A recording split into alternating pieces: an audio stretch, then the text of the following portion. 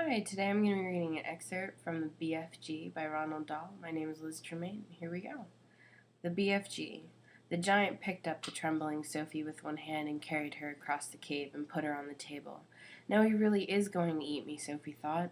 The giant sat down and stared hard at Sophie. He had truly enormous ears. Each one was as big as the wheel of a truck, and he seemed to be able to move them inwards and outwards from his head as he wished. "I is hungry," the giant boomed. He grinned, showing massive square teeth. The teeth were very white and very square, and they sat in his mouth like huge slices of white bread. "Please don't eat me," Sophie stammered. The giant let out a bellow of laughter. "Just because I is a giant, you think I is a man-gobbling cannibal," he shouted. "You is about right.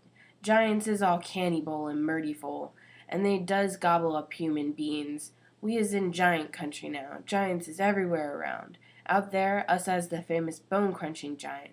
Bone-crunching giant crunches up 2 wopsy-wiffly human beings for every supper every night.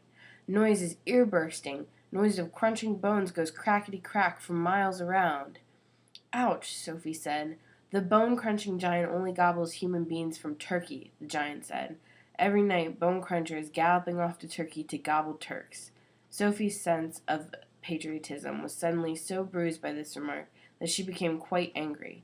"Why Turks?" she blurted out. "What's wrong with the English?" "Bone-crunching giant says Turks is tasting ever so much juicier and more scrumdiddly-umptious," Bone Cruncher says. Turkish human beings has a glamourly flavor.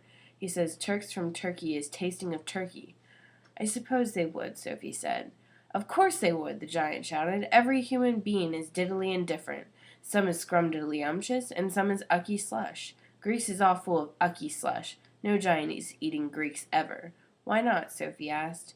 "Greeks from Greece is all tasting greasy," the giant said. "I imagine that's possible too," Sophie said. She was wondering with a bit of a tremble what all this talking about eating people was leading up to. Whatever happened, she simply must play along with this peculiar giant and smile at his jokes. But were they jokes? Perhaps the great brute was just working up an appetite by talking about food. "As I am saying," the giant went on, "all human beings is having different flavors. Human beings from Panama is tasting very strong of hats." "Why hats?" Sophie said. "You is not very clever," the giant said, moving his great ears in and out. "I thought all human beings is full of brains, but your head is emptier than a bundalo." "Do you like vegetables?" Sophie asked, hoping to steer the conversation towards a slightly less dangerous kind of food.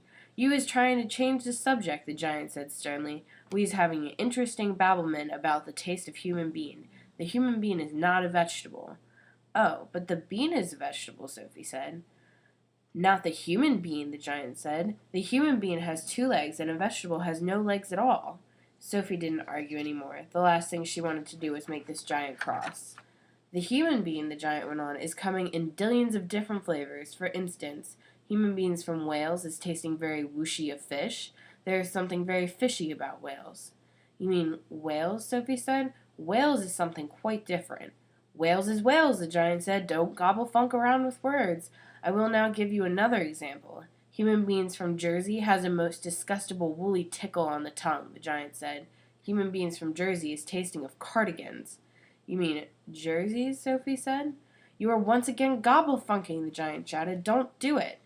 This is a serious and snitching subject. May I continue?" "Please do," Sophie said. "Danes from Denmark is tasting ever so much of dogs," the giant went on. "Of course," Sophie said, "they taste of Great Danes." "Wrong," cried the giant, slapping his thigh. "Danes of Denmark is tasting doggy because they is tasting of Labradors." "Then what do the people of Labrador taste like?" Sophie asked. "Danes!" the giant cried triumphantly. "Great Danes!" "Aren't you getting a bit mixed up?" Sophie asked.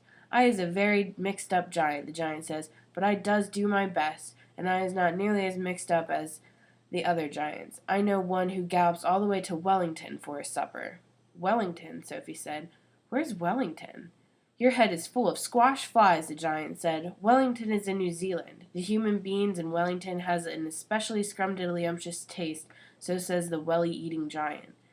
"What do the people of Wellington taste like?" Sophie asked. "Boots," the giant said. "Of course," Sophie said. "I should have known." Sophie decided that this conversation had now gone on long enough. If she was going to be eaten, she'd rather get it over and done with right away than be kept hanging around any more. "What sort of human beings do you eat?" she asked, trembling. "Me!" shouted the giant, his mighty voice making the glass jars rattle on their shelves.